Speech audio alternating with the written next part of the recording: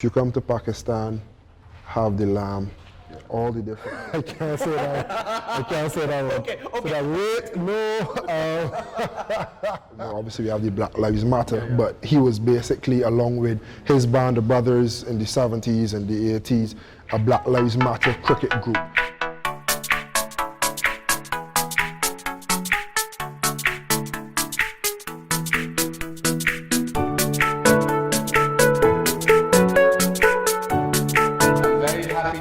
Mr. Carlos Brathwaite. Carlos Brathwaite, welcome.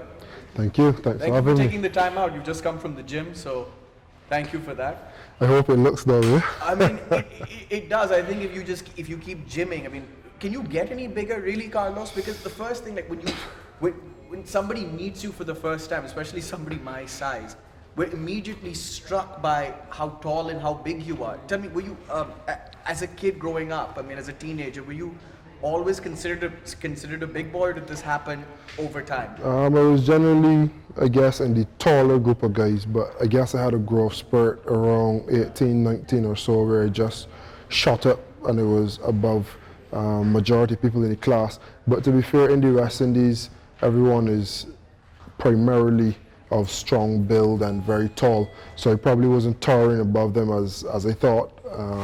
I mean, that's what you think as a viewer, right? Watching the West Indian cricketers growing up and then meeting them in person. You're right, they're big units. So I wonder how guys like back in the day, like Stuart Williams or David Williams or Gus Logie felt among like Viv Richards, Michael Olding, Joel Garner. It must have been really strange. Yeah. So, do you make fun of the shorter guys on your team, or? Yeah, we do. Just a little bit. To be fair, there are much short guys, but guys like Shane Dowrich, Jeremy Blackwood, also good friends of mine, they will copy it a bit about the lack of height. Yeah. What about your workout routine? You obviously you have to work very, very hard as an international cricketer. All sportsmen have to exercise a lot. Talk to us about your workout routine. What does it mainly consist of? To be fair, it differs. So out of competition, there'll be a little bit more heavy lifting. And I go through phases. So when I really started my fitness journey, it was all about weight loss. I put a bit of weight on, and it was about toning up. And then ever since then, once I've sort of got that under control a bit, it's been activation, power, sometimes cardio, especially if you're going to play 50 over stuff, to have the stamina to be able to do what you need to do. Instead of for 4 overs, it needs to be for 10. And the role that I play, I could be in the field bowling my 4 or 10 overs and then having to play a role with the bat as well. So to me it differs in competition and out of competition. Yeah. How many days out from the game in comparison to if it's game day or travel day. There are a lot of things you need to Yeah, take and I into would say account. travel day is probably very important because as cricketers we kind of say, travel day, you know, you feel stiff. It's very hard to get back out your bed into the gym, but then you feel stiffer the next day. And if you can get out of the bed and just head in the gym, what's get your your favorite legs. workout, a workout that you look forward to doing? I'll be honest. I don't always enjoy it. Obviously, when you start to see some gains here and there, you enjoy the games. But the workout itself, if I be honest, I don't always enjoy it. I hate cardio. I think we all do, don't I we? hate cardio. Yeah. So favorite exercise, probably like a leg press, when you could just get all the weights on and feel satisfied. Have like you just ever had one of those days where you get to the gym, you're there, and then you're like, oh, forget it, man, and you just leave. That's it. there are plenty of those days, if I can be honest. Yeah. You said you put on a bit of weight, so then I assume that you're a foodie. What do you like to eat? What do you enjoy? Unfortunately, see, thing is, I'm very excessive. So I'm not one of those guys that can eat 1 chocolate. Yeah. I'll have like 5 chocolate bars. Obsessive. Almost. Yeah, so I then try to take chocolates completely out of the equation.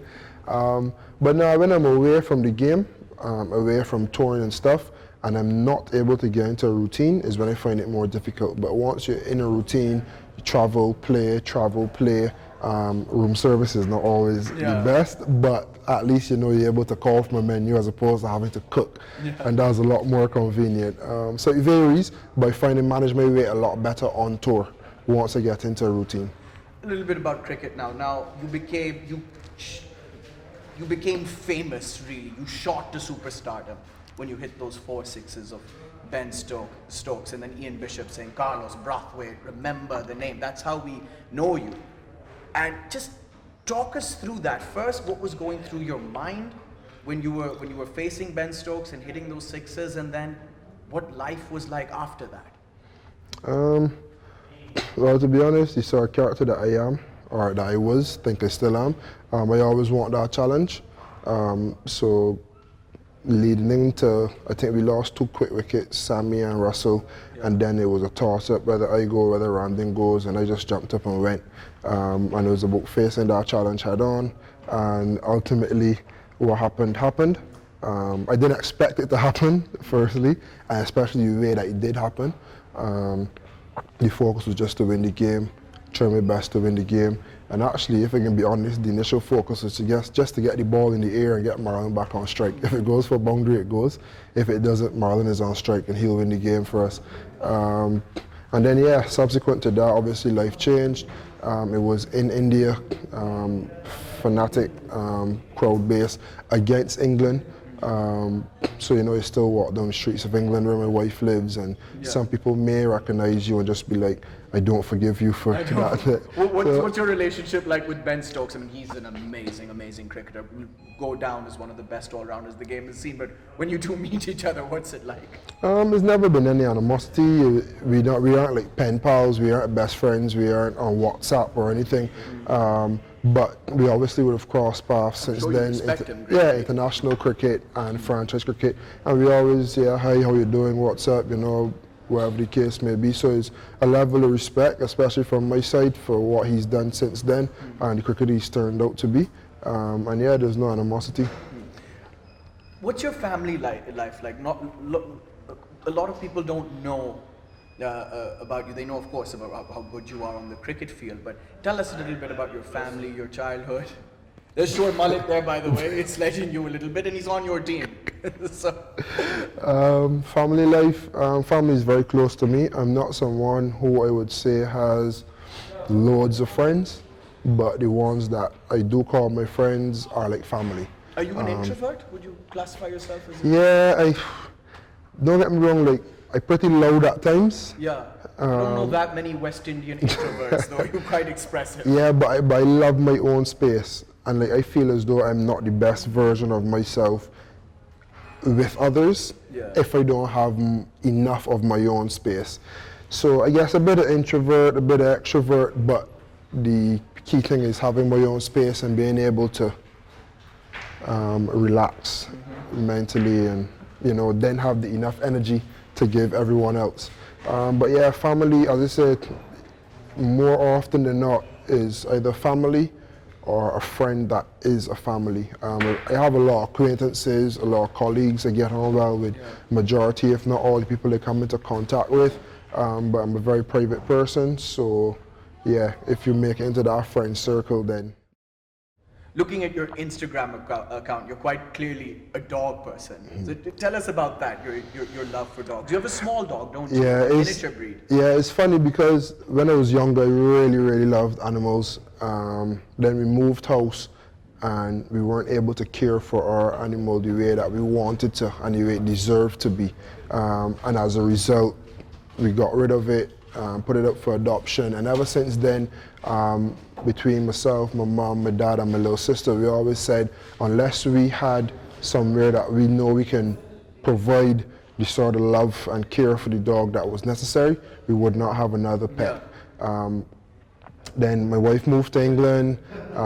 She wanted a cat, and it was like, definitely not a cat. That's an issue with my wife. I'm a dog person. She prefers cats, but now she's gotten used to it. Yeah, so I was just like, oh, you know what, let's flirt with the idea for a bit. If we have a cat, And when we really knew that we were getting a dog, is she looked for a cat online. We found this cat, contacted the owner, went to see the cat, and spent all the time talking about the dog. And then in the car on the way back, I was like, you realize what just happened? And she was like, okay, fair enough, point taken. So then we started to look for a dog, but with her working hours, and again, the care required for the dog, we had to find a breed that was good on its own for a long periods of time in a house. So we got a Japanese Shiba Inu, so kind of like a miniature husky, Akita. Yeah, very, very independent. So she's fine to be alone. We actually have to go cuddle her.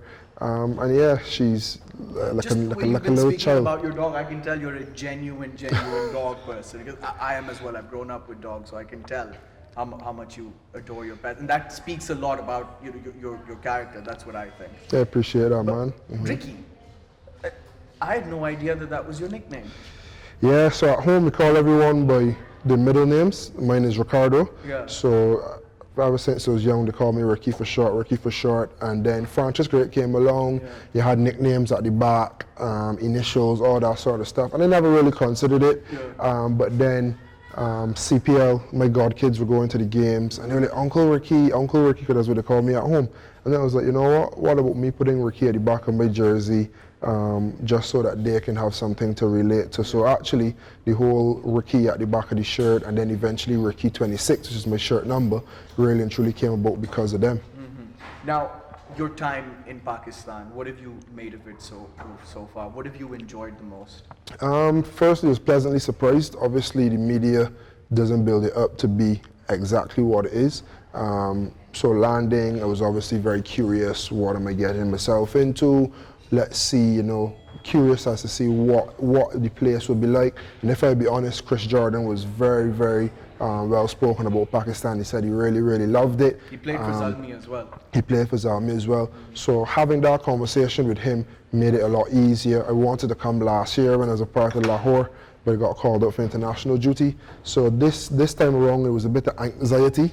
Obviously wanting to be here last year and now being here this year mixed with the curiosity, but really, really enjoying it so far. People are very, very friendly. The place is very, very clean. And I've enjoyed the hotels that we've been at. Obviously, very, very good security as well. So from that point of view, we do feel safe. Yeah. But then being able to, in Karachi, we went to a very, very beautiful restaurant, beautiful scenery and stuff. And the boys have been so eager to get us out the hotel, get us into some nice looking restaurants. You've enjoyed the food. I've seen you. The owner of Peshawar Zalmi, Javed Afridi, he had a dinner for the team, and there was lamb, dampukh, I think it was, right?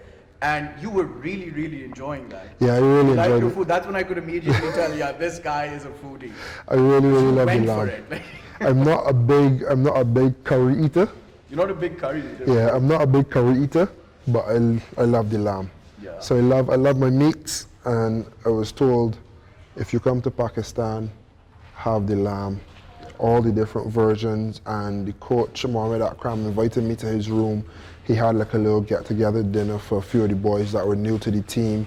Right, Carlos, it was great getting to know you. We're going to get to know you a little bit better with our next segment.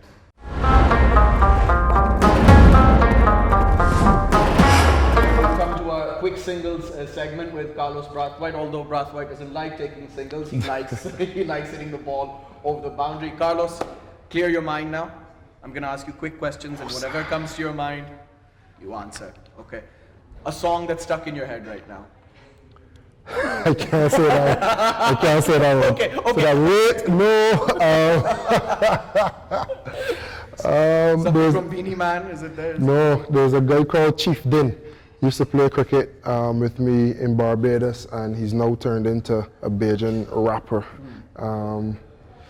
So it goes a bit like... Go for it. the lyrics No, you can't you've say. lost me. Choppers, don't mix with block hoppers. I'll always be a chopper. There we go. Yeah. Sorry about that. Okay, someone in the Zalmi team who has the best beach board. Beach board. The best physique. That's a tough one. Not because the boys don't have. You're giving the impression that everybody's so unfit. Not because they don't. It just they haven't had much time where it's like a beach day or a pool day where you can see Okay, tops West off. Indian cricket team. West Indian team, Shea Hope. Okay. A cricketer that you met that you got nervous about meeting. Rahul Dravid. I wouldn't think that. Because you're total opposites, like in terms of batting. But when I started batting, it was a little more feeble, if you want to call it that. That was called that in the West Indies. And I used to be the rock of the innings, bat at 3. I remember on the 15 I scored 98, opened the batting and batted all 50 overs, 98 not out. So that was the type of player that I was. No, that's really interesting. Yeah. I wouldn't have thought that. I would have thought someone like Viv or Matthew Hayden, Sehwag, someone like that. But Rahul Dravid, he was also my hero growing up. Actually, he was absolutely. Okay, power or finesse? Power. Okay. The most rebellious thing you did as a teenager? How about probably not teenager, just before teenage years. Just before. I was always asked by my mom to do my homework before we go play cricket. But we used to play, if you're batting not out the night before, once you get there first, you bat first. And I was batting not out the night before. And I knew that if I had to do my homework and then go out, that I missed my spot. So I just went in the bathroom, turned the shower on, closed back the bathroom blind, and ran outside and played cricket and left the shower on. Did mom ever catch on? Oh, when I got back home, I felt I felt the full wrath. Catch you in there and they always find out. I felt the full wrath for sure. One thing that you weren't prepared for when you became an adult? Something that you just definitely were not prepared for? Bills. Bills. Tell me about it. You count your income and then boom, a bill says, nope, that's not what you have to spend, son. So a TV show that you're watching right now? Next in Fashion on Netflix. You enjoy that?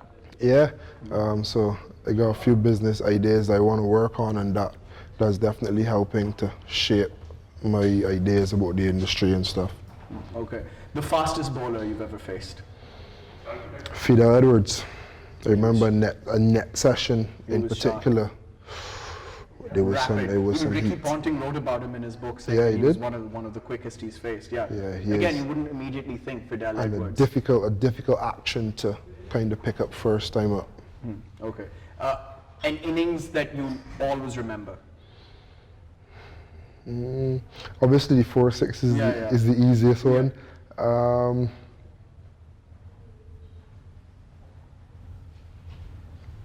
69 in the third test, 2015 at Sydney, would have been my second test against Australia, just because it was almost a dead rubber, but we were in a bit of trouble, so we couldn't win the game, but we could have lost it. And then my innings in my debut test, I got a 50, but I got like 2 chances or something like that. So for me, this was, for me to stamp my authority and say I am good enough to get a 50 at test level, chanceless, and come out there and express myself, and I did that. Would you rather be the best singer in the world or best dancer in the world? Best singer. Singing is, for me, the ultimate talent. The best spinner you've ever faced? Imran Tahir or Shakib Al Hassan, 2 players that always have the better of me and into my company. But do you prefer playing spin bowling or playing fast bowling? I mean, if you had to pick one, let's say you needed, I was just going to say if you need 18 runs for the last over, then I'm making Ben Stokes. I definitely say fast bowling, but I have found that playing spin in the subcontinent is a lot more difficult than it is playing it in England or Australia, potentially even South Africa. I haven't played much there, just because the pitches offer so much more to the spinners. You either get slow and turning, or you get coming on to the bat and the spinners' variations. I honestly haven't been able to conquer it at the moment, so I'd say spin is definitely more difficult. And if I had to decide, well, you need X amount of runs, X amount of balls, you're batting for your life, who do you want to bat it against? A pacer or a spinner? I'd definitely go pace. If you had to bat with one batsman from the past, batsman that's retired, who would it be? I'll probably say 2 names, Viv and Rahul, just because I admire Rahul Dravid. I've got to meet him. I played under him, so I obviously love to go the next step and bat with him. And then Viv, for everything he represented. Obviously we have the Black Lives Matter, but he was basically, along with his band of brothers in the 70s and the 80s, a Black Lives Matter cricket group who basically confronted racism head on with a ball and a bat in hand, and the way that he did it with such authority, I'd have loved, correct, I'd love to be on the other end, just, you know, getting a single, watching it from the other end, and then being in the middle of the overs, watching him talk back to the bowlers and the fielders and just taking charge of the game. Final question: if someone comes to Barbados, what must they eat, and where must they go? I'd say go to Oystins. It's a fishing town, and the whole process is done at Oystins. You can basically, like, you won't watch it, but the guys go out, they catch the fish, they bring it back, and then you get fresh fish grilled right there and then. And then on Fridays and Saturdays, there's live local entertainment, and it's a fantastic atmosphere. It is what you would want to see as pure local when you come to Barbados. I think it's time to get lunch, don't you think? Carlos Brathwaite, pleasure. It was great getting to know you. Thank you.